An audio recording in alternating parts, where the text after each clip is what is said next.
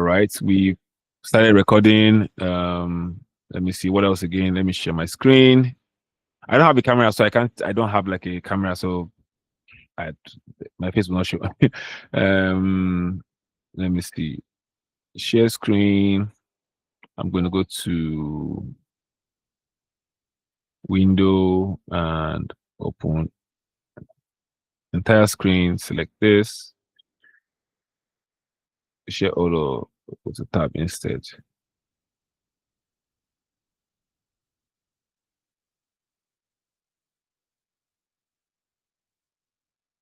All right. Hope you can see my screen now. Yes, we can see your screen. Okay, so for this particular our first class, I'll be running Unreal Engine 5.6, and I know 5.7 is out, but it is preview, and I really like to run away from preview. I don't like touching previews until I'm sure they have like 5.1. They move beyond. Sorry, let me turn off my WhatsApp so it doesn't interfere with our classes. All right, and then also this one too. All right, so I'm going to start with the first project. So before this morning started, that's how Unreal Engine is so cool.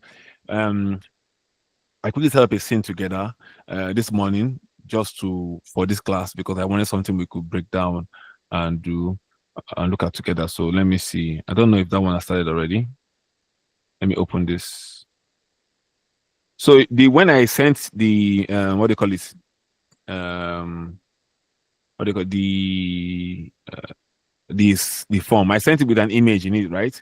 That image was a world I created for a character. I was just trying to play around with stylized character in MetaHumans and to see how far I can push a MetaHuman to look stylized. And that was what that one for. So I'm going to open that project first and then open up the second one I'm working on.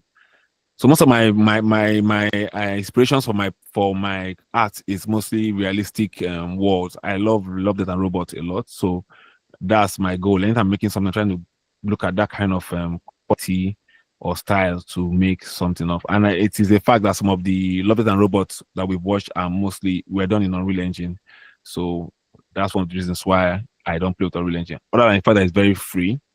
So yeah, so I'm going to open up this project and I will start with the project itself. So let me see. So Night War.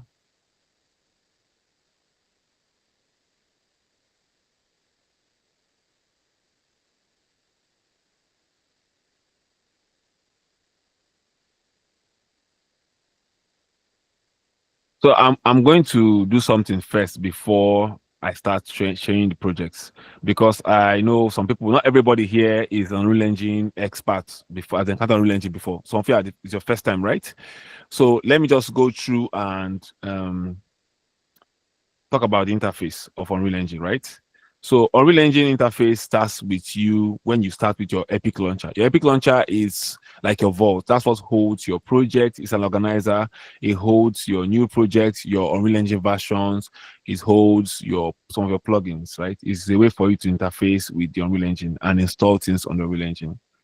So once that launcher opens up, I think I'll just close this and start from scratch because I have two different projects open. Let the launcher pop up. So so what you're looking on the screen now is called the Epic Launcher, right? So the Epic Launcher is how on Unreal Engine, Epic is the company that owns Unreal Engine, is how they organize everything that they're all about. You can find everything about Epic Launcher here. So they have their store, they have their library, they have their marketplace, they have even their game. You can play Fortnite through the Epic Launcher, right? But for us as artists, as creators, the most important thing for us is Unreal Engine. We're trying to access Unreal Engine. So when you first start, you're going to start, when it opens up, it's going to open up maybe news or whatever, like it's going to open up the news. This is what you're going to see first time. So it's letting you know that Unreal Engine Preview 5.7 is available, like I said earlier. But I'm still using 5.6. It's more stable for me for now. So then as a creative, just go to your library, and I have installed one of the Unreal Engine softwares, right, versions on my my Epic Launcher, because you installed to your Epic Launcher. Unreal Engine doesn't have a downloadable file. Even if you, the one we had like cohort one was almost 60 gig on a hard drive. So, but if you are installing from online, the cloud, have a very stable internet, you're going to be spending at least, you're going to be getting losing at least 20 gig. Let me say 15 to 20 gig. This one I installed was like maximum of like 12 gig or 11 gig. So it's getting smaller and smaller with 5.6. Before it's by 22 gig or 20 gig. Now it's 5. But once you install it once, or one thing about it is like when you're installing it, you can pause your download and continue another time. Right. So it's not like as if it breaks, you will not get it again. So don't be scared. Just dedicate, find a good internet, find a good place to stay where there'll be constant light, and just run it for a few hours. Unreal Engine will install on your system and you're good to go. You don't need internet to access it after you have installed it. Once you install it, it's on your system now. So you can install, you can come and click, you can install more than one Unreal Engine version, like I said, in the Epic Launcher. You can click on this plus and to bring a new version out here, and you choose from the side there to choose whatever version you want. So I'm just doing this because people like Shalom, that's I don't know if this is the first time, but yeah. So that's how you install Unreal Engine on your system. Once you've installed Unreal Engine on your system, you can launch it by clicking launch. Now, when you have it installed, anytime you make a project, you have a my project section down here, and all your projects will be organized, and you can see them here by their thumbnail, so you know what you're looking at by their names, and it's organized. So it saves you because they're saved in your system somewhere, right? It can be your documents or your C drive, but if from here you can easily access it and easily click on what you want. So we are looking for, either I'm looking for wanted or world, I'll just click on one and it's good to go. So let me start with world and just click on this open world. So that's that about Unreal Engine. Then at the bottom is your library, fab library, where your assets that you downloaded, either you bought them or for free. You can, they are already, once you've downloaded them, they are there for you to always install them to your engine of your choice, right? So Unreal Engine has a way of allowing you, like you can always inject your plugins into your any project you're working on. So that's one of the things Unreal Engine does that makes it interesting. So what's up Unreal Engine, once you've chosen your project, whether a new project, I think I should have showed you how to create a new project yet. Should I talk about how to make a new project? Does Yes, anybody know how to make a new? please. Okay. Please. Oh, okay. So let me just open up a new, let me show you how to do a new project and quickly. So whenever you close your Unreal Engine, it will automatically pop up your Epic Launcher by itself again. So that's one I want you to. So but if you, like I said, before we go to projects, before I go to my project and pick anyone you have, if you don't have any project here, if it's your first time you're opening Unreal Engine on your system, you can just click on launch, right? You click on launch and it will open up, it will go ahead and start popping up a new project. The first time Unreal Engine starts up, it is always very slow, right? So you might get like a slow push out when you're starting in the beginning. But once you have loaded your project once, it doesn't take time anymore. It becomes very fast. So once you are starting a new project, this is what you get. It brings you to this screen, right? The screen here is first of all, it still shows you your projects you have so far. You can show your old projects so you can still find them here. But it now has, for a new project in Unreal Engine, this is where it reminds you that it was a game engine. It's still a game engine. If you see, we have recent projects on the left, right? You can see the tabs, right? Recent projects, games, film and video, architecture, automobile, and simulation, right? These are all different templates they've prepared for you to really start your different parts with, right? But most times just start your new project from games. So when you click on games, that's how you get access to the new project section, because it's originally a game engine, right? So no matter what you do to still be a game engine, they still refer to it as a game engine. So click on games, and you can select any of the project here. So these are all templates that you need that you can start with for your games, right? It's a blank project. It has nothing inside it. You have to put everything by yourself from scratch. I don't really advise this because there's some things Unreal Engine needs to install for you. Or I will just say pick one of the templates and have so many things that will come with it for you. So normally I pick on the third person template. The reason why is if you're making anything that has to involve a character, you need your third person character, which is a mannequin. They have both male and female. So by picking a third person project, you automatically have, sorry, it's like someone just came in. Let me see. Uh, okay, I have to admit. Yeah. Sorry, can you see my screens, please? Yes, we Yes, can. yes. Okay, sure. So, as I was saying about in making a new project, once you click on the games, you get access to new projects. These are all templates. There's the first person, third person, top down, handheld AR, virtual reality, vehicle. Normally, I pick on third person project because, like I said, it is mostly if I the kind of games I like to make are third person games like God of War, those kind of games where you're adventure games. So I prefer third person games. But even when I want to make cinematics alone, I need to be able to retarget my animations using the third person, using the third person character mannequin, right? So for you to retarget your characters properly, you need that mannequin. You need this project actually. You need to have the third person project because it comes with the mannequin. So I always start with the third person project and I come down here. Everything else is fine on the right. Just leave it. Everything else on the right is fine. You will be using Blueprint. Blueprint is their native visual coding system. Unreal Engine is one of the few engines that you can just use nodes to make your game without typing code and make a full game with it, right? So that's one of the advantages. That's why it's very popular. So yeah, so you can just choose Blueprint or you can choose C++ if you're a coding expert. If you know how to code very well, you choose C++. By default, it's on Blueprint. So just pick on Blueprint. Then down here, you can see project location. Project location is just simply asking you where do you want to save your project to, right? So that because of where you want to save a project to, right? So once you pick that directory, it will show you um if you it will show you where you want to go to. Mine is showing me C drive, users, documents, and that's where my Unreal Engine is saved right now because I have 1 TB there and I can save project there. Then at the right, you can find the project name. So project name is now what do you want to name a project that will be saved to that particular drive or wherever I want to save it to. Wherever mine is the documents Unreal Engine projects, right? You can name it whatever you want to call that place, Unreal Engine Kingdom, right? Like that's where it will be saving all your projects to by default. And then on the right, you'll find project name where you will name your project that unique name you want to call it. If it's a movie, if it's a game, you will type that name there. Mind you, Unreal Engine does not like spaces in the names. So if I'm typing super and I do space, automatically you just see an error will be placed at the bottom of your directory. Unreal Engine doesn't like space in the names. Either you're going to spell the name as one word or you put an underscore if you have to have space in it. So you can just do underscore and then type man and there'll be no error. So please mind that don't you cannot save a name in Unreal Engine in spaces. You must put an underscore or make it just one word, right? Once that is done, you can click on create and Unreal Engine will begin to create the project in that directory you want to save it to. And once it's done, to create the project and open up the project for you with everything it requires to install. Like I said, it might take a bit. Just have patience for it. The first time you're starting a new project, it will be compiling a lot of stuff and it will be slow. But once that's done that once, when you close the project and open it again, it will be very fast. So that's one of the things. That's how we start a new project in Unreal Engine, right? But we already if you already have like a recent project, you go back to the recent projects up here and you can choose any one of your choice here and you can start to explore that project. So I'm going to open up World, which is the first one here. So I'm going to click on World and just click on Open and then to open my project, which is the one I have before. Is that clear?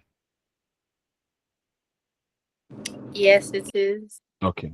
Don't worry, this video will be recorded so you can still go back and watch it and then see all that. But it's very straightforward to start a new project in Unreal Engine. I will also send like links to beginner, like how to open Unreal Engine. There's a lot of them out there that will be easier to follow. Okay. So once we start our new project up, right? Start our project up, it will show up a default screen. Most times, Unreal Engine has a default world that is to put in front of you, right? So that's that. So Unreal Engine have a default world to put in front of you, and it might be this one or it might be third person game, like a default space sandbox. So anyone it gives you, don't panic. You can create your own world. I normally don't use any of the world it gives to me. I like making my own new environment. So if I want to make a new environment, all I have to do in my project is I'm going to go to new and go to file and then I'll come to level. So Unreal Engine saves, like I told you, it's a game engine, right? So its terms are mostly like game engine terms. So there's new level, and stuff like that. So you're going to click on new level and then it will bring up this window and then you can choose from these 4 options. I would advise you to pick an empty level because I like doing cinematics. So I want to control everything I will have in that level.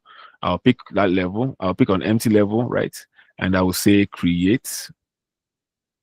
And once I click on create, everywhere will be black. So why is black is because there's no light, there is no atmosphere, nothing. It's just a black, empty vacuum you have created.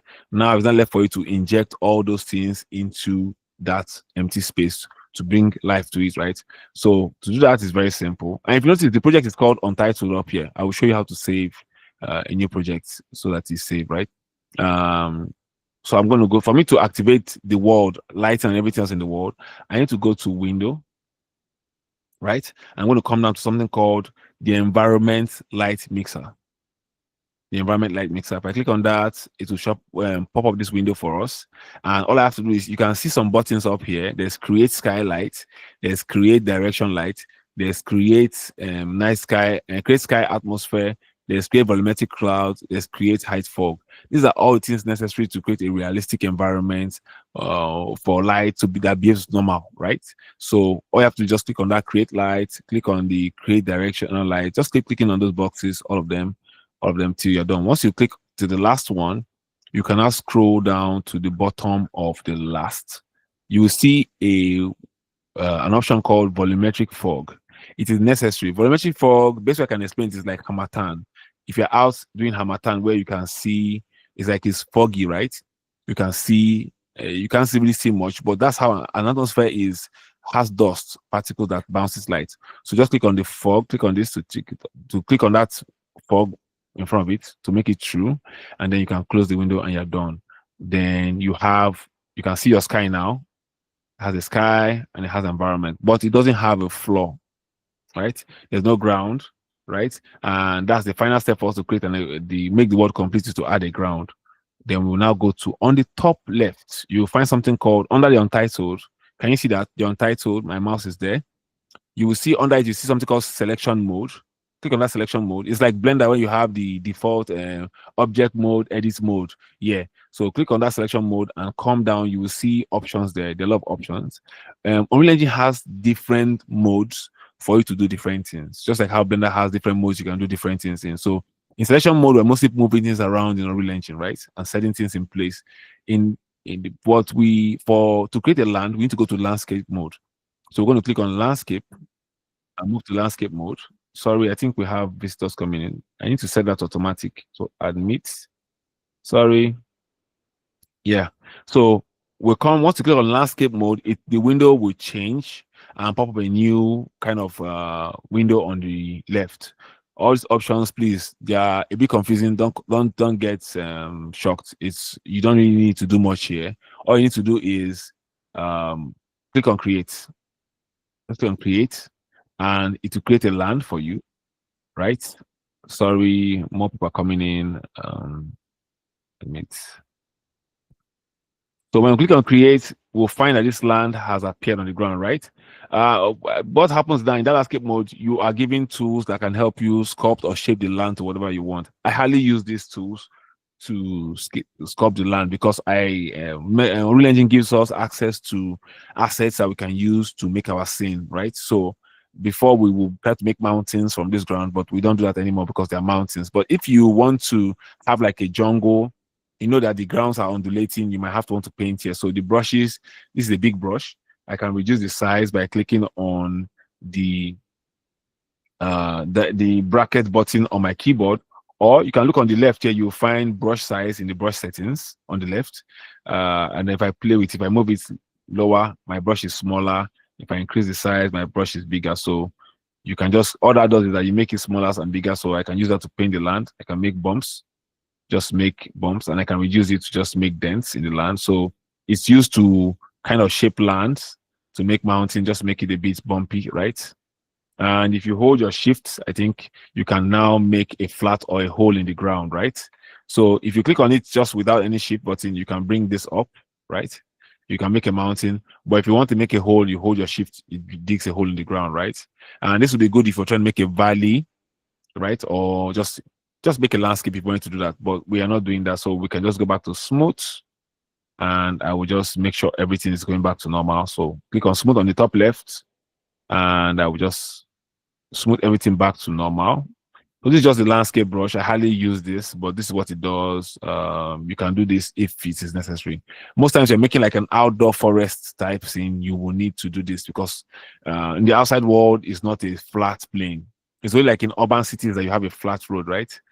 Yeah. So, and if you check on the left still in the landscape mode, there are different tabs. There's this, we're currently in default by in the sculpt, default mode in sculpt.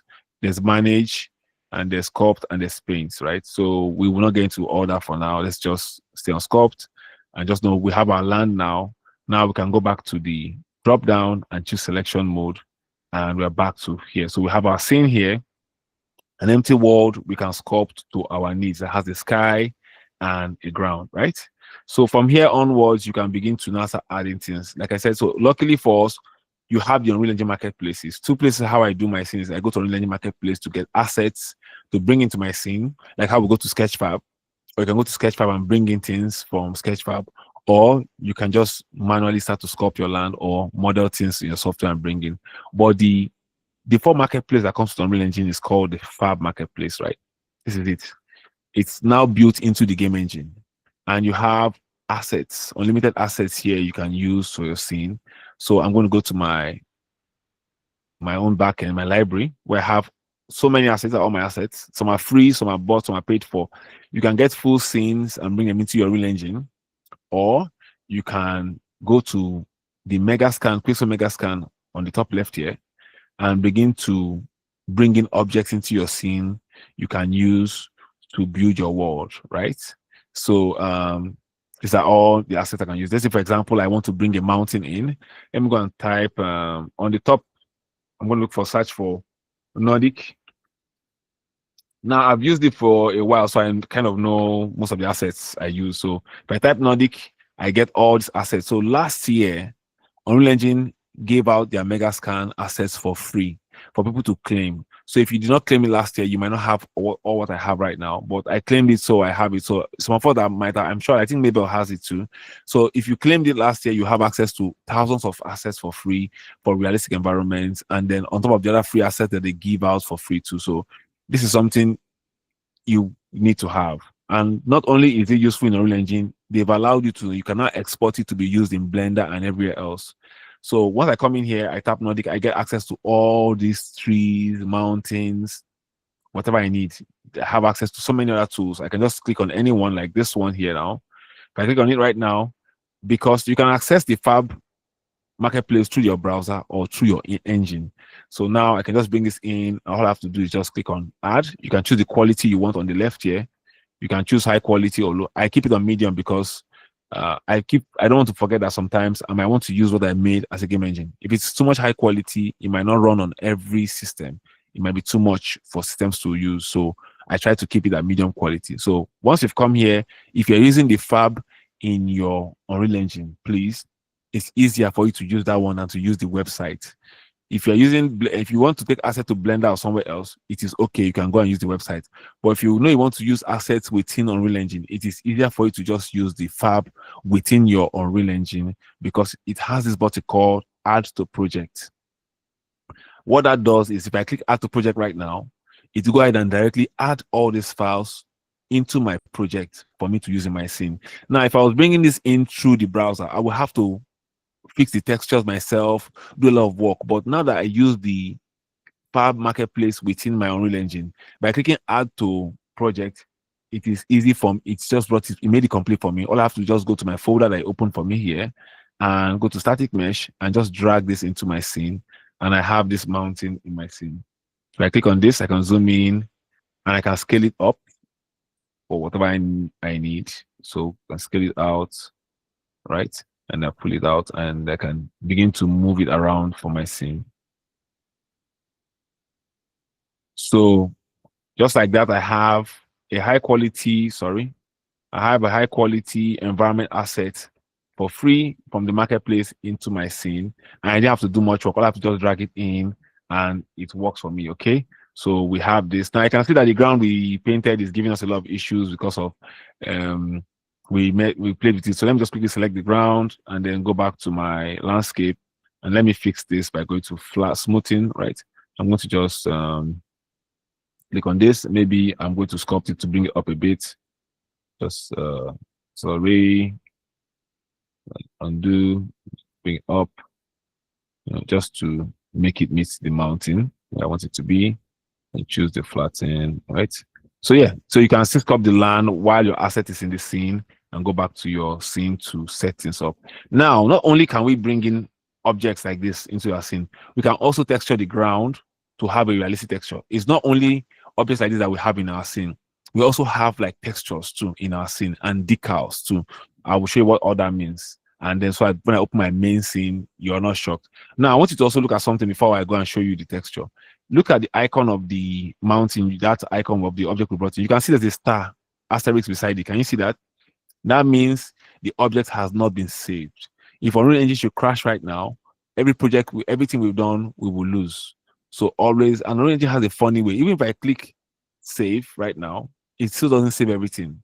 There's a save feature and save all feature on Unreal Engine. So let me show you one more thing. If I come down to the bottom right of my screen, you see where my mouse is, there is 7 unsaved objects. Can you see that? Those are everything we've done so far. We have not saved them. And if Unreal Engine should close right now, we will lose all that progress. So for us to save, we have to just go to our file. Either we'll click on that on 7 unsaved assets quickly, and it's pop up this window for us, and it's showing us everything that has not been saved. Right? And if I click on save selected, it will go ahead and open up this scene for me, where it's telling me to name my new scene. So I can name it for example. Now, if I click on this, Unreal Engine will go and save this. Now I have my scene saved. And even if Unreal Engine should crash for whatever reason, I have this scene saved and ready to go, right? Now let's go. I'm going to show you how to get textures for the ground. So if I go back to my file marketplace, I'm going to go back to my menu. I'm going to type, let me say ground.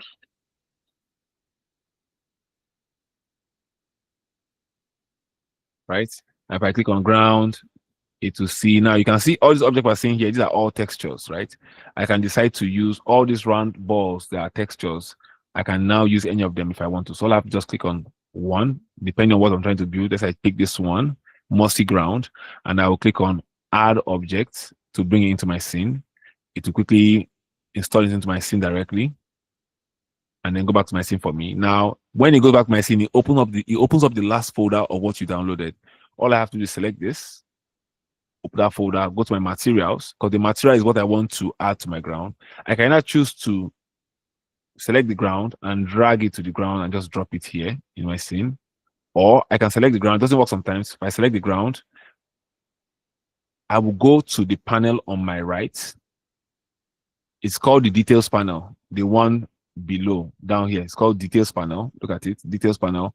And I'll scroll down till I see something called landscape material slot. Look at it. You can see it, landscape material here. And I'll just drag this material to this place here. Just left click, hold and drag and drop it here. And the ground of my scene will automatically just take that texture. Now, if I come in here, we have a ground and then we have a mountain. And just like that, we have textured our scene and our world. And we can get all these high quality textures. Now, mind you, when we zoom out, you can see all these patterns you're seeing right now. That's because you are zooming out. If I was in the scene, for example, let me play this scene. Let's try and play it like a game. If I click on this play button right now, my character will come into the scene. Can you see? Now, the texture doesn't really look that bad. I can walk around my scene and then, can you see? So just like that, we already have a scene. Now you can see going around, you can see that this ground is still having issues here. We didn't completely push the rock into the ground, or we didn't bring it up completely. So tap escape to end that. So that's how you test your game. If I was making a game, that's how you test it. Because Unreal Engine is a game project, it's a game engine. So it will always act like a game engine first before anything else, right? So if you notice, when we're trying to move around our scene, we couldn't really get on the rock. Who noticed that? If you are doing it for the first time, you won't be able to get on the rock. So because of the colliders are not appropriate. But that's for a game engine. We are not talking about games here. Let's just talk about cinematics here, right? And even if you want this tiling, you see the tiling we have here. If you don't like how it's looking like this, if you can go ahead and play with the tiling range, and you will be able to make it look more like smoother. But that's not what that's a very simple thing we can handle later. let's just focus on this. So now I've showed you how to bring things in from the mega scans, from the Fab marketplace, right? And you can also bring in other objects too. Like for example, I can go back to my scene and go back to the main scene. Let me look for a car. Say car. Uh, because this marketplace is now a combination of Sketchfab and Epic Marketplace. Okay. Now, so I'm going to search for car. Now it's going to bring up all the ones that are paid for. We don't want to use paid ones. We're looking for free ones, right? So what we'll do is I'm going to go to the top right where I'm seeing something called sort by relevance. I'm going to click on that and change it to price lowest first. And then I'm going to get all the free assets in front. That way I'm going to find a lot of free things I can use. So I'm going to scroll through and look for maybe a free car I can use or truck. Look for something that suits our scene. Maybe I'll just take this medieval. Let me take this medieval, whatever this is. I don't know what this one is. Wow, it didn't work. Sorry, let me look for it again. Car. I don't know why that didn't work. So let me go to free, lowest price. Let me just take the Keke and a Pep. So I found this here in the scene. I don't know. I didn't have this before. Now this is a good time to learn something new. Now this is the free asset I found. Rickshaw tuk right? You can go through. You can use it in the scene, right? So it is not a mega scan asset. It is a like a marketplace asset. Maybe it's for Sketchfab. You can see on the right we have something called add to your library, which means I don't look for this anymore. I want to always have it in my library. So if I click on add to library, which means whenever I go to my library, I will always find this easily saved in my library. And I can also click on add to project and it will add this file to my project, right? And load it in quickly. And I can now use it in my scene. So now I can go to my content drawer, open it up. I'm going to go to content. I'm going to go to Fab. And I'm going to look for the auto rickshaw here. And open static mesh. And I'm going to bring this into my scene by just clicking, dragging, and drop it here. So now you can see we have brought objects into our scene. So this is how you bring objects into your scene and place them in your scene and begin to create environments for either for games or for film. Is this clear? Is there any questions before I move on?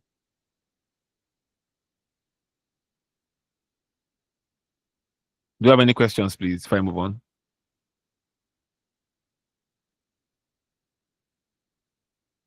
We are good for now. Okay. So I'll just go on like that. I'll just go. So now this I just want to show you. These are all beginner. I just want to for benefit of people that just seen Unreal Engine for the first time, right? So I know most of us understand this particular type of workflow, but now main thing I'm doing here is now to say, okay, how do we take this to the next level, right? How do we make a full scene? For example, how do I make a character, right? How do I make a meta-human character to bring into this scene, right? So to make a meta-human character is very straightforward, and I'm going to show you. So in 5.6, it has become a lot easier. It's not as straightforward as it wasn't this straightforward. It was in 5.6, it became a lot more easier to do meta-human. Now, I will tell you for free, if you want to start on Real Engine, 5.6 is the best place to start because everything has become a lot easier to do. So for example, before we needed to go online to bring in meta-humans or go on the browser, spend time downloading 1 gig file, but they've changed that to 5.6 where Unreal Engine is now, you now have meta-human locally installed in Unreal Engine now. So once you install Unreal Engine, you're going to also go and activate a extra 5 gig of meta-human asset file. Once you've done that once, you already have it in your engine going forward for any project. Now, how do you activate it in your project, right? Unreal Engine, just like Blender, if you want to activate things like what they call it, Node Wrangler and the rest, you have to go into the plugins, right? Go to preferences, plugins, and go activate a plugin you can use to achieve something, right? Same thing with Unreal Engine. Some things you Unreal Engine can do, you have to activate it by a plugin first before you can use it. So like MetaHuman now, even though we've installed it, we need to now go and activate it. So if you go to your edit and you go to plugins, just like Blender, you will come to this window. In this window, we're trying to activate MetaHuman, right? So you can activate so many other features here, but we're looking for MetaHumans right now. So just type MetaHuman, META, and automatically everything concerning MetaHuman will pop up. Now we're looking for anything that has these icons. Can you see them? These icons, if yours is not ticked, you will tick them on. Mine, I've already turned mine on. I'm just showing you. You just tick all this, whatever it brings, just say yes. One thing about Unreal Engine is that, unlike Blender, when you on a plugin in Blender, you don't have to restart Blender. But Unreal Engine, when you turn on a new plugin, you have to restart Unreal Engine for that plugin to take effect.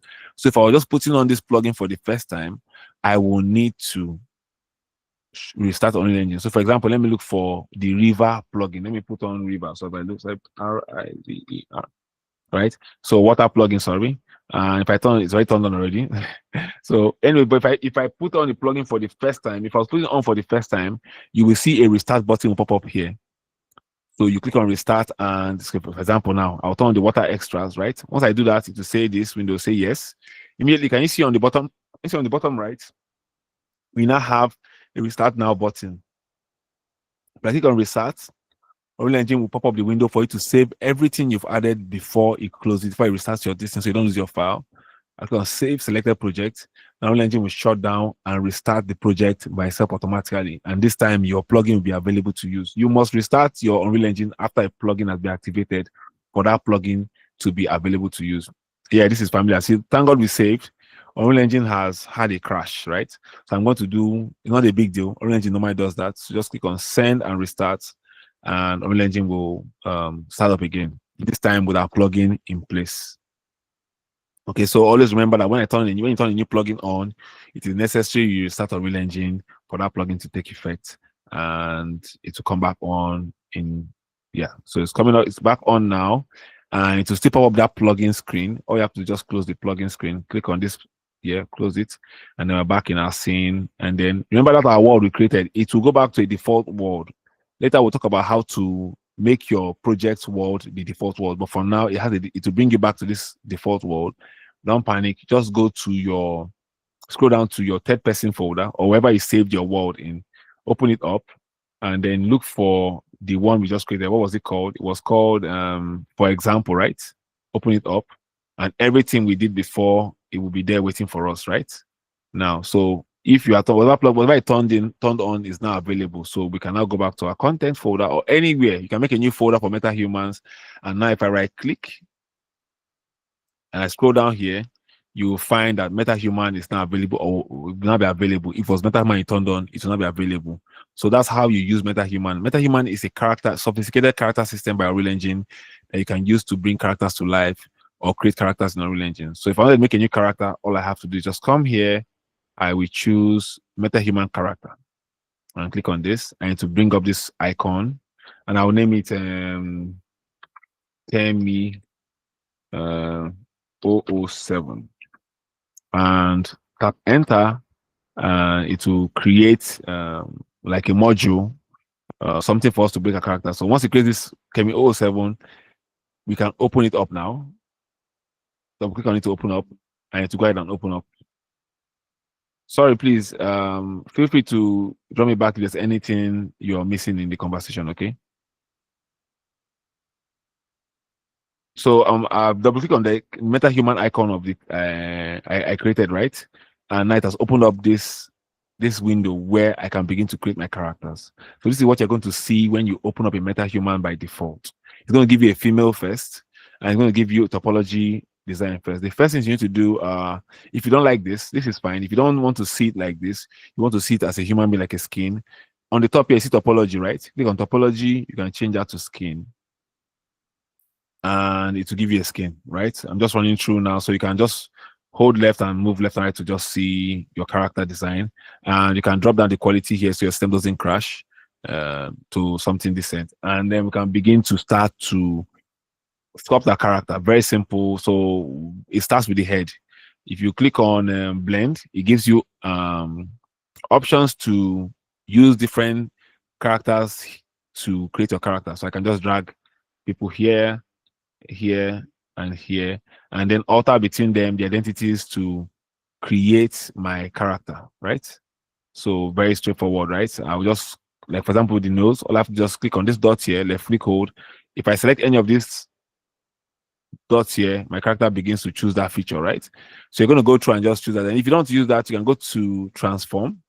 Transform is now you directly shaping MetaHuman characters. Like for example, you can do this.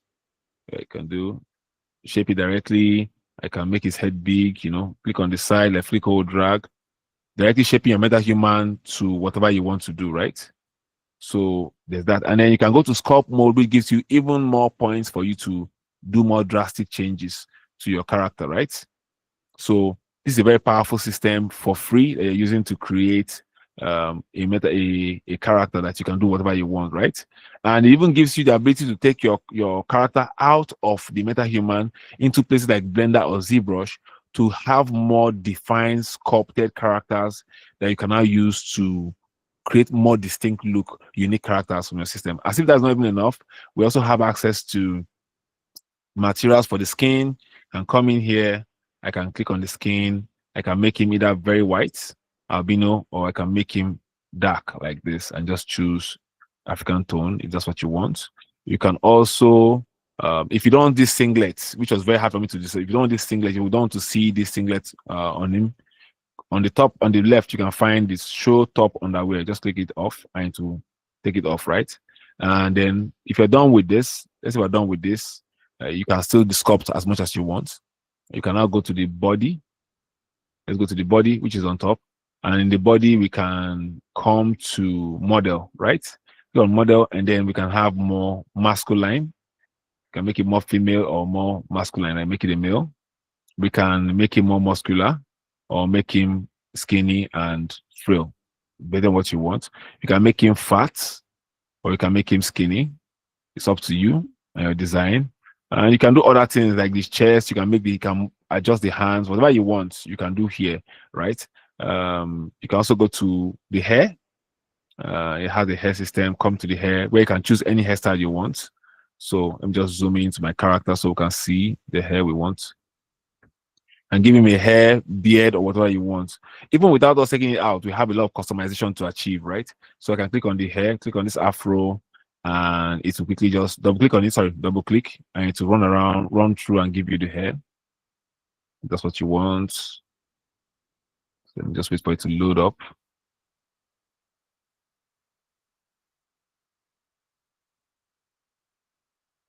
It's loading up the hair, the groom bindings. It takes a while. My system is really fast. That's why it's even this patient. If it's other systems, it will take a long time for you to see the results. And even with this hair that you have here, you have a lot of control where you can go to the details on the left panel still and change the color of the hair to any color you want. You can change them to any color. You can make it red. You can make it black or whatever you want. I can make it, let me just click on this, make it blue. Whatever you want, you can just do any design you want for the hair and it will go ahead and give you those designs. So you have a lot of controls. I can still go back to the selection and choose, let me go for the beard. Let's go for beard and eyebrow. There's an eyebrow, eyelashes, there's beard. I will click on it to have a beard. It's loading up the beard so you can see. So you have a very powerful, everything you're getting is for free. You're not paying for anything here. Everything, this tool gives you all access for all this customization for free. So it's a really powerful tool to tell realistic or stylized stories, right? So I just wanted to just share that with you. These are all rudimentary. I know most of us know all this, but I wanted to just share for benefit of people that are just coming in for the first time, like they're just seeing Unreal Engine for the first time, right? So let me do this. So yeah, we can just go ahead and do more customization as we want. And let's say this is what we want. This is fine, right? You're done. You can now go back into let me see. Now, once we've done this now, what's remaining for us is it was supposed to be a Kemi, and now we made him a guy. So I think we should go back to making him a girl, right? So let me go back and make him a lady. Go back to the body, and we'll make it more female. Why are female short? Why do you make female short? So I better go. Let me go back and the head. Let me see the body. I'm going to come to the body. Yes. So I'll make him not muscular, fat, a bit fat, right? Just something like this. And yeah, let's just leave it something like this. And then let me take away the beard. The beard doesn't, it's not a good look. Let me take away the beard, go to the beard section, and I will. If you don't want the beard, just double click on the same beard again, and the beard will be gone, right? You just double click on it and to remove the beard for you.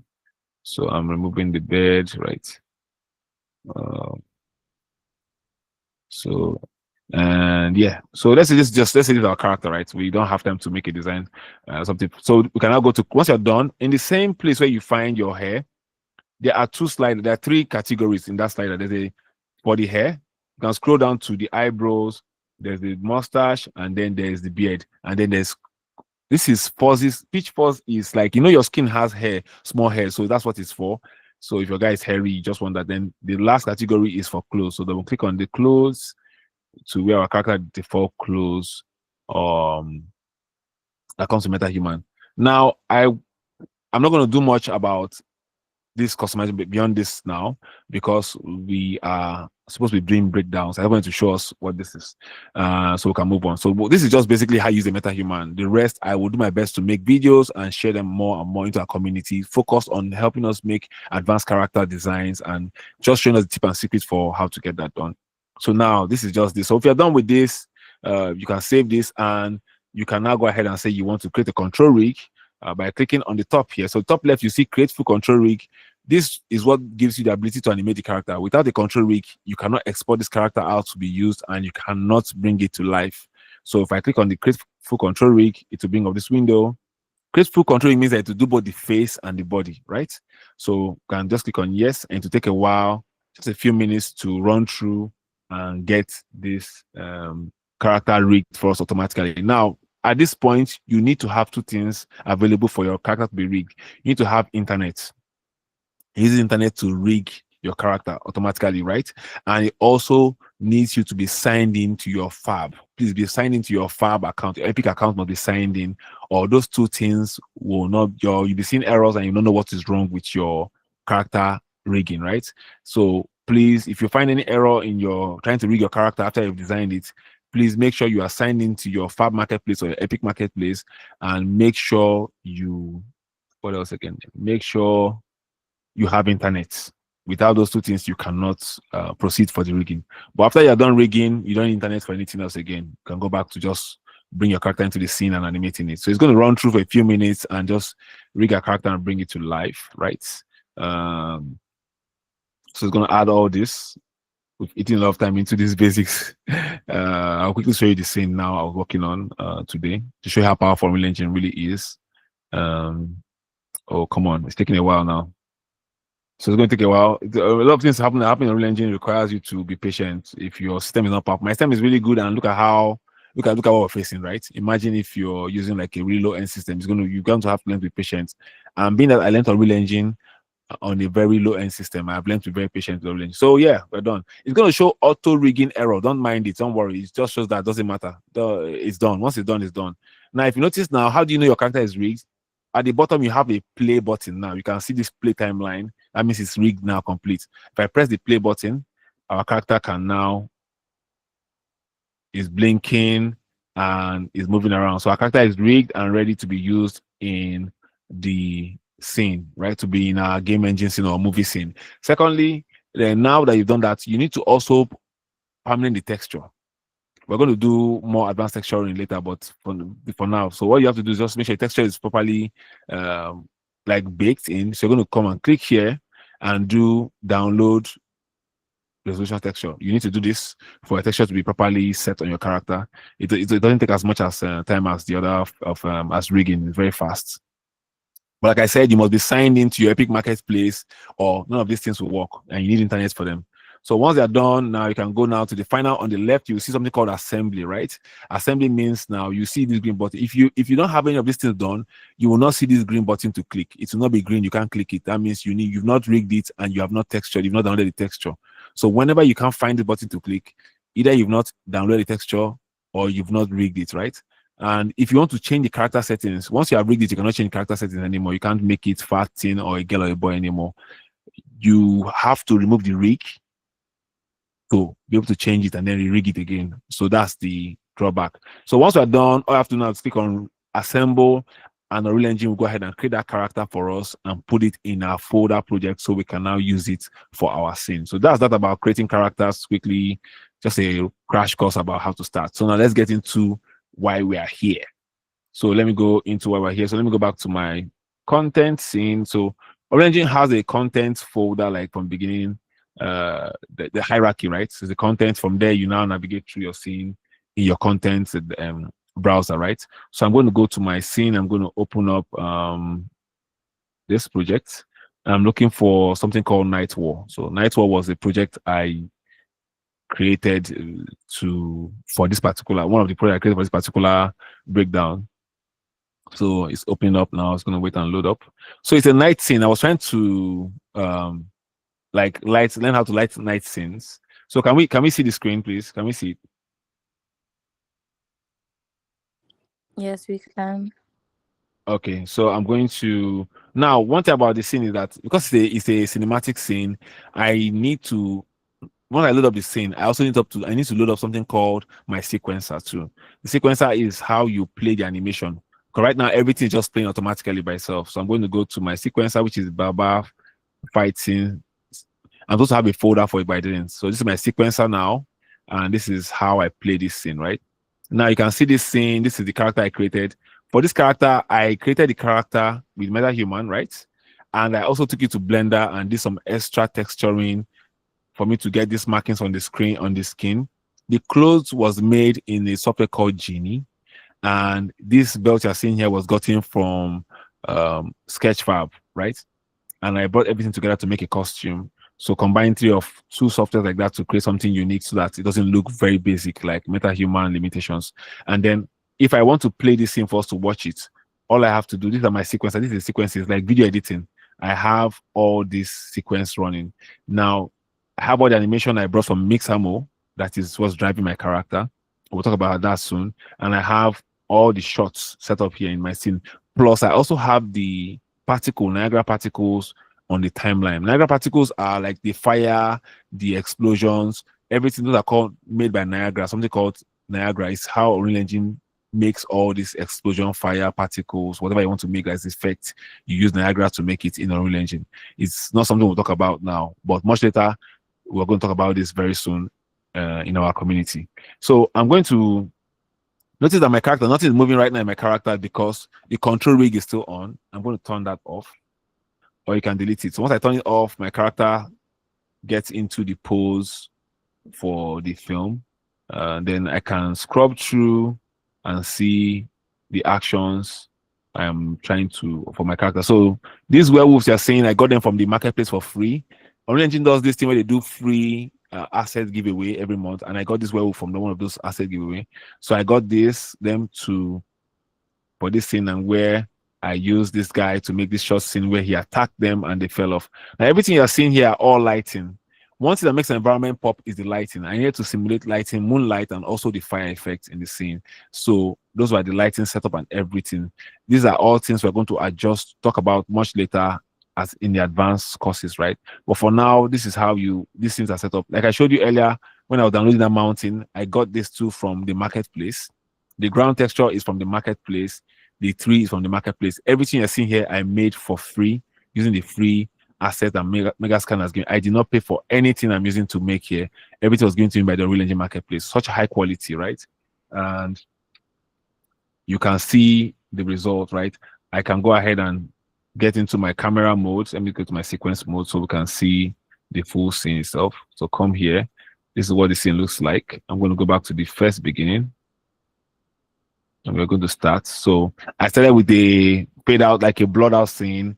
And if I play it now, you'll see simple fade into the guy, camera changes, the monster attack, and then he explodes and they fall off, right? And then he attacks the screen. So the simple idea I was working on, because the idea for me, my target is that I want to use Unreal Engine. You can make cinematics, you can use them for films, but those cinematics can also be used as game intros.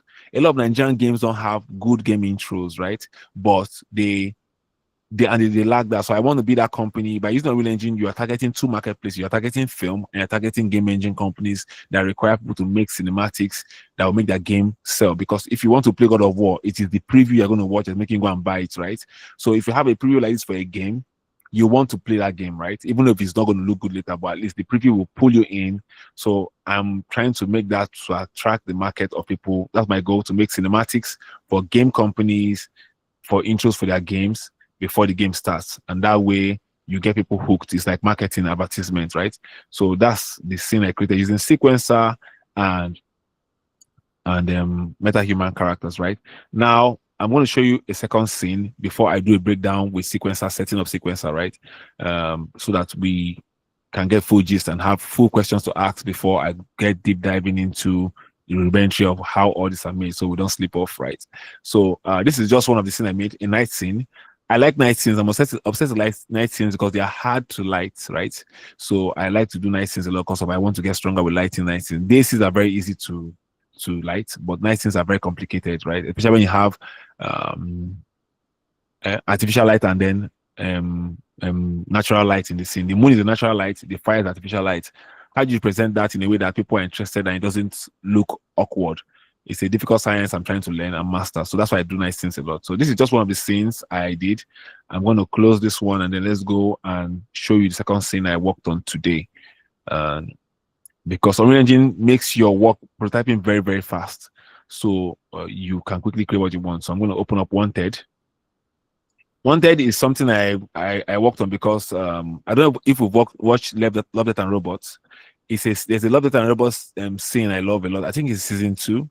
They call it Snow in the Desert. There's a particular scene in the beginning where he was walking past a big screen and they were showing him Wanted. It has always blown my mind. I wanted to make a scene like that. So today I was like, what will I make quickly with Unreal Engine to showcase? And that was the scene that came to my head. So I built it this morning using Unreal Engine and I was done by 3 o'clock here. I cut it close. So let me go back to my content and then let me go to open this project up. So like you can see, my meta-human is here. And let me open up the scene. So now the alley, the environment you're seeing here, I did not make it myself. I bought it. And sorry, I didn't buy it. Sorry, it's for free on the marketplace. I got it on the marketplace because I was trying to showcase something. I didn't have time to spend. So I got the marketplace and I introduced my character into the scene. Sorry, my sequencer isn't loading up. Okay. Yeah, this is it. Yeah. So this is the scene. Sorry. This is the scene, the character I made. So this character was quickly put together in Unreal Engine. This whole scene was quickly put together in Unreal Engine. I'm going to, turn this off. Okay. So mind you, the animations you are seeing were all made, were all for Mixamo, right? So this is another scene again I created. I wanted to light it up. So this is a character making phone call. So I called it Wanted because I want him to, he's a criminal, right? And the story it's about a criminal who is hiding, running for his life. And now he's now been splashed all over the news. So he's making a phone call to his friend and he's telling them like, who snitched on me? And I was trying to achieve that. That's what I was trying to achieve. So it's in the alleyway. What you don't see is that, can you see that if you notice when it comes forward, let me play the scene so you can see it. So I'm going to play this. Let him pick out the phone. Then he walk towards the screen.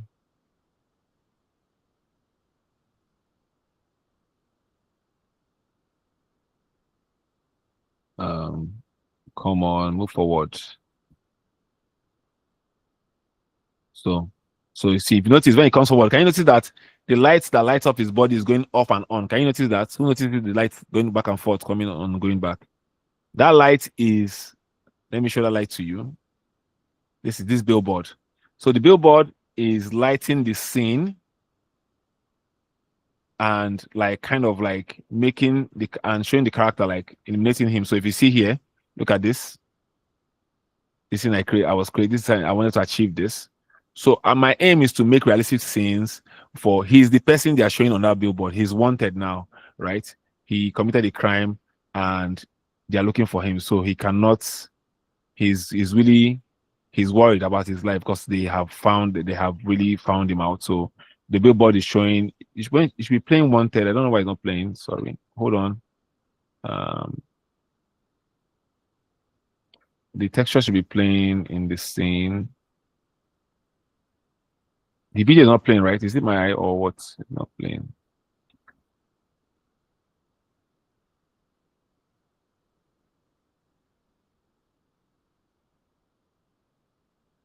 So I don't know why it's not playing because it's supposed to play. The video is supposed to keep playing. I don't know why it's not playing. Okay, I know what happened. Okay, I've seen what happened. Sorry. I need to go fix what I did. I did something. I didn't set something up. Let's come in here. I'm going to go into my scene here. I'm going to go into the videos. So Unity gives you an ability to be able to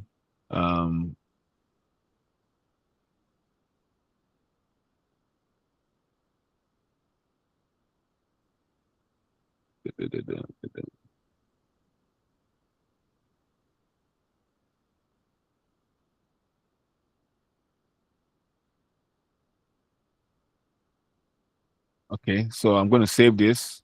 I added an emissive because I wanted the character, I wanted it to be bright enough for us to see, but it's like it's interfering with the scene. So yeah. So now if I go back and play my scene, watch the billboard. It's a video that plays, but it's very dark now. So can you see the video playing the billboard? So the video is supposed to play the billboard of him. He's wanted, right? So I wanted to make it bright for it to be the light limited environment. So the video keeps playing him while he's like, everybody can see me now. I'm a wanted criminal and blah blah blah blah blah. So it was an EFCC. He's a Yahoo boy, and he's now wanted on across Nigeria. So it was just a simple scene I wanted to create. And Unreal Engine is that thing that made it very easy for me to set up this scene in a few hours. This would have taken you a long time to render out, or to even achieve, or even to even concept about, right? So if you let me stop this here. Let me stop this and zoom into the character so we can see.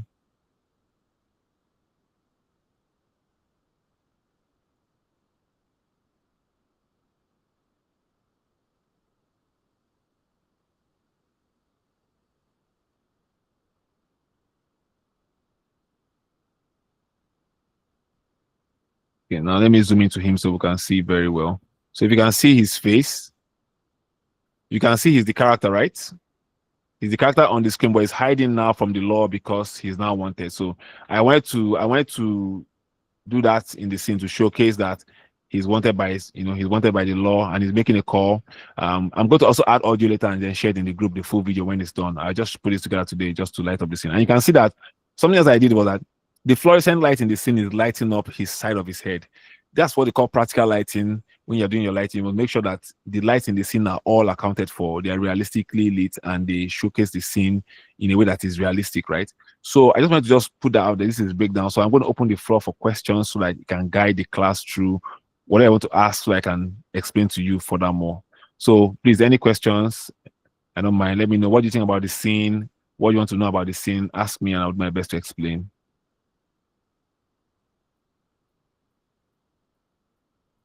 Sorry, you mentioned that the recording will be sent. The recording of this meeting will be sent back to us, right?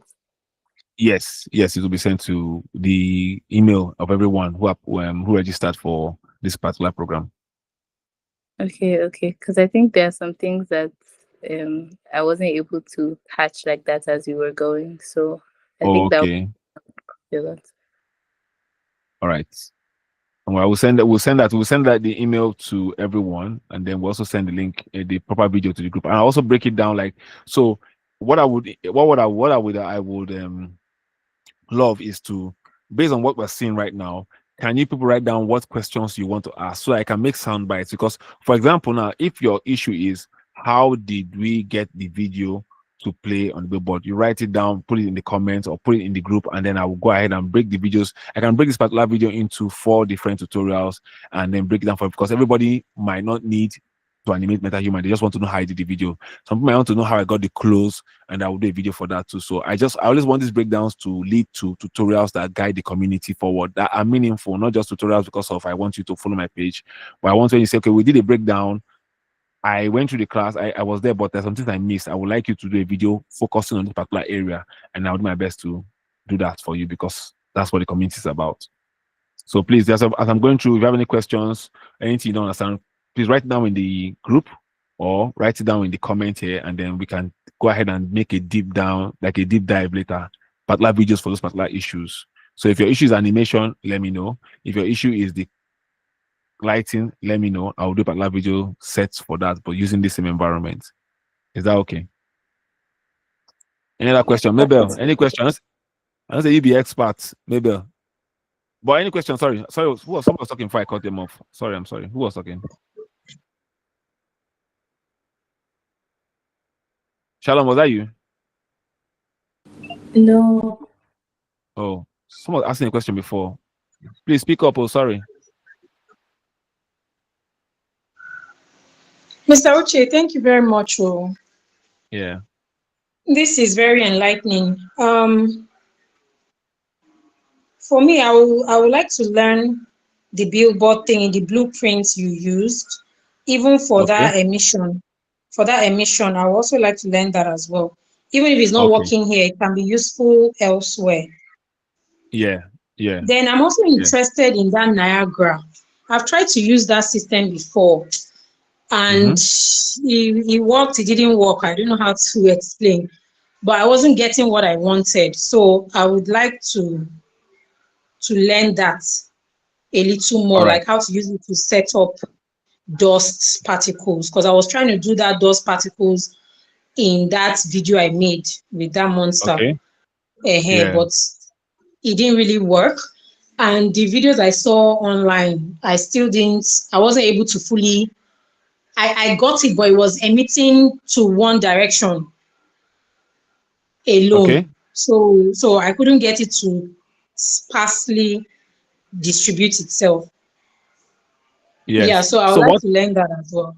Okay. So what I will tell you what I normally do, which I would of course I can make a video about. But what I normally do is I started with using the Niagara particles that are free in the marketplace. That's why I said you are using those Okay. ones. So I learned how to activate them in my sequencer. Because me, I'm interested mostly in how to use Unreal Engine to make films, not to make Yes. games like that. Yeah. So I was learning how to use the sequencer. Then from there, I stumbled into and I started knowing how to edit it, how to make my own. So I'm going to say start with the ones that are available in market. There are a lot of free ones in marketplace. Use them, and then after a while, you start understanding what makes them work. But I'm also going to do a video for Niagara specifically. What I'm really really hoping we can push is the Okay, environment so design so because sorry, Mr. Uche. So yeah, for to search for it on Fab now, because I would like to use things that are not heavy. Do I have to put any key search, or I'll just say Niagara dust? yeah, just say dust. You can just type dust and you get something. Just type dust. If you find free ones Okay. to give you, I have a Then lot. another And quick most of the time, question, like Mr. Uche, yeah. if I want to find low poly things, do you understand? Let's say like let's say a market. I want to find Okay. a market on Fab, but I don't want a high poly one. What's the keyword? Is it stylized market? Because I know there's a keyword that generates lower LODs. So I won't lie to you. Me, I just type stylized and I type and because I don't normally do low poly, but see if I type low poly right now or stylized, I'm already getting some versions, right? But they are not paid, they're all paid ones, right? So what I would do is, like I said, I'll go to the right and click that sort by relevance and make it price lowest first.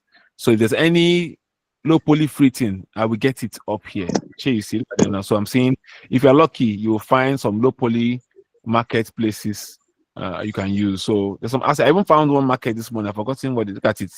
Still free, various stylized assets here for free. So just type stylized asset and go and choose lowest price first. And everything that is free and affordable will be put up for you to see.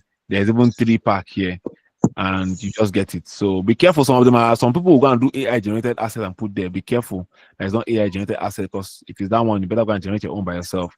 But there's some handmade stylized asset that are good in the marketplace that I like. See this one now. I think this one is nice. See this one. I know this one's AI. Okay. Oh. No, this one's AI. No, this one's AI. Oh.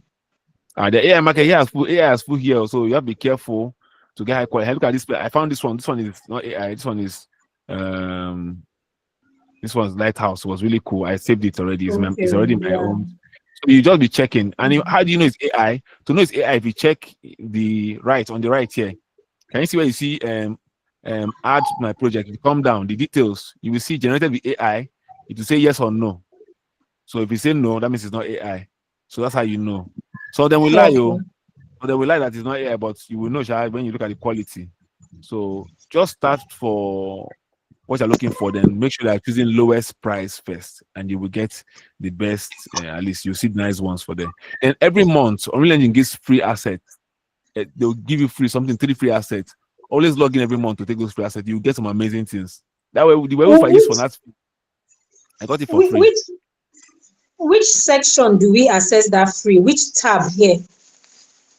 No, they just put it to be the first. If you go to the home screen now, for example, let me see. This month will be there. Let me see.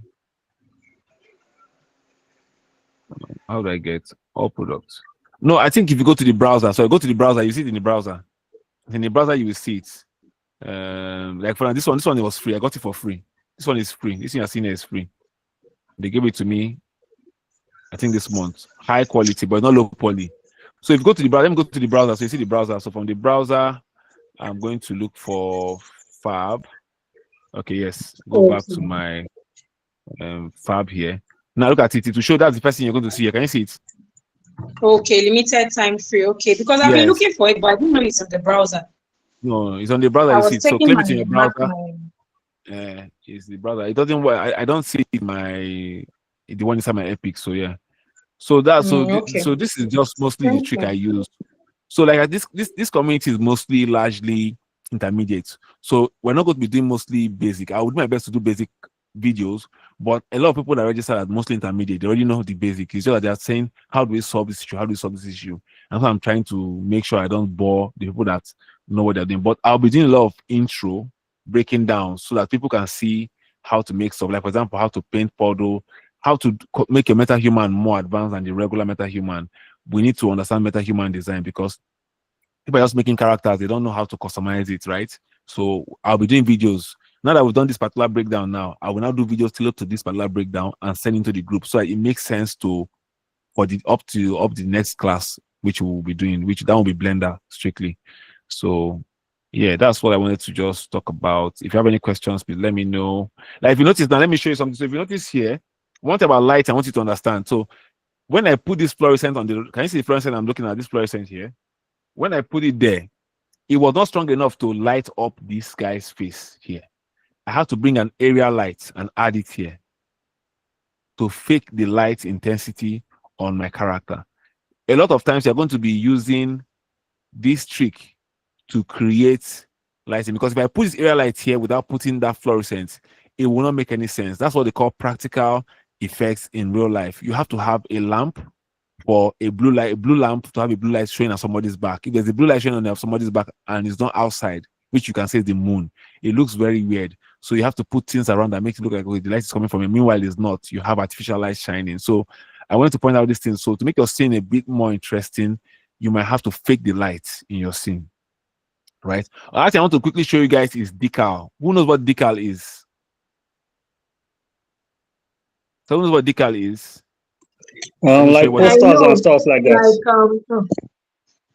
Yes, yeah, posters and like a painting, yes. So Unreal Engine makes it very easy to use it. Let me show you how I use it in my own. So for example, if I go into, I'm going to go to my scene, I'm going to search for decal. One of the most easiest thing you can use in Unreal Engine. It's so easy, it's so shocking. So let's say I will look for, okay, let me this one. Let me take this painting here. Click on it. It's very light. I'm going to take it to that. I'm going to add it to my project. So once it adds my project, I already have it. So it's mostly like tattoos or painting on the wall or dirt or posters, things you just want to drag into your environment and quickly overlay on the texture. So once I bring that into it's already my project. Look at it here. I open it up and go to materials. All I have to just drag it into my world. Can you see? Very easy to set up in your scene. Put it on the ground. Anywhere I drag it to is just going to work. So once I bring it here now, I'm just going to go to scale. Let me go and scale it because it's too big. Let me see like this. Sorry, it's a bit wonky. Okay. Now, most of the time when you bring into your scene to be acting funny, right? So I'm going to rotate it to fix that. So just rotate it. Most time when you rotate it, it gives you the best results. Sorry, here. So trying to get it to work. It normally is, so you can see we're getting it to work. So you just have to adjust it. Most of the time when it comes in and it's funny, just rotate it 90 degrees and it fixes that issue. A lot of people have that issue, and I knew when I solved that, I would want to just share that with the community so that we don't struggle. So you can easily just drag it around and use it to make your scene a bit more interesting without having to retexture. If it's before, you have to take this object out to Blender, add the texture, bring it back. So that's what decals for, to save you a lot of stress when it comes to texturing objects quickly or adding extra like dirt or anything on it. So yeah, I want to show you what that is, decals. So that's how you use decals in this. And all this I'm telling you are free on Unreal Engine. I'm using all these things for free. They are free assets they're giving to me. Originally, decals only work on static mesh, right? They don't work on moving objects. If you want to work on the moving object, you have to do a lot of wuru, and we'll talk about that later on. I think the class, we just have 2 minutes. I don't want to waste people's time because I know we have things we're doing. I don't want to go above time, but this is our first what do you call it, our first hangout and meetup, right? I want all of us in the group to also prepare projects that will be submitting, like, so that we can share. Okay, if you have something, like maybe if you have something you've done, you want to share with us how you did it, we don't mind. We want to learn from everybody. We were here too. We're trying to learn and improve ourselves. And if we have a topic we present and it doesn't, and you feel like you have a topic that's better than that, let us know and we'll make space for you to come and present your work to the community, get feedback, and learn from you. And also, we want you to know that this thing happens 2 Sundays per month, right? So between 2 Sundays per month, and we are hoping to make partnership with companies that will be able to give us things we can share for our community for competitions like laptop, monitors, keyboards. We're making those moves so the community is not just by mouth; it's community that rewards creativity and effort that we put into learning our craft, right? So those are things I wanted to just put out there about this community. And thank you so much for taking out time this evening to come out for our first community, first meetup. And I hope that we do many things. I'm going to finish up this project and share in the group. And I'm also going to create tutorials from this particular meetup based on the request in the group. So please, anything that you saw here today, you didn't have time to digest, put in the group. I'll make a dedicated video breakdown for that particular thing and share in the group alone. Most of the videos will be unlisted until, so that only people in our community can see them first before we make it public later, like after 2 weeks. Okay. So thank you very much. Any other questions, let me know, or if not, we can just close. And thank you so much for coming. Any questions, please?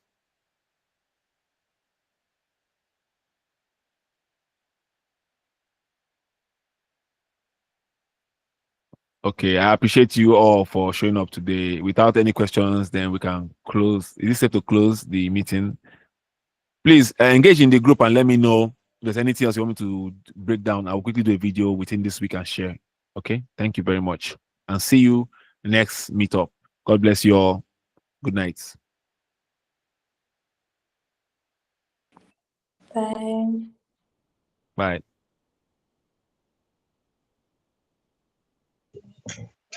Thank you. Thank you. Bye. Thank Bye. you. Goodbye. Thank you. Good night. Bye.